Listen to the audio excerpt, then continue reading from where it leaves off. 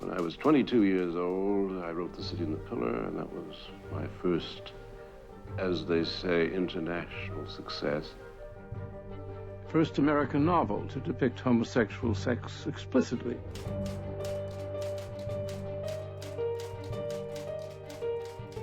Friends had assured me that the notoriety of The City in the Pillar would exclude me from serious attention.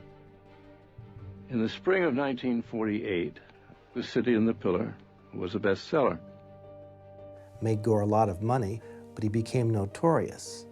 And what happened was the New York Times refused to review book after book, and Gore was finding himself blocked out. He couldn't make money. Sex is politics, you know. I mean, it always has been used for that. Largely, it's used as a means of keeping people in line. The dream of every society is total control. We have all sorts of fun and games approaches to sex.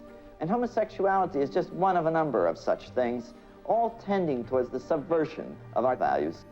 Why not begin by saying that our basic values are all wrong? Breaking of the moral fiber of the country that these commentators speak of is one of the healthiest things that's begun to happen.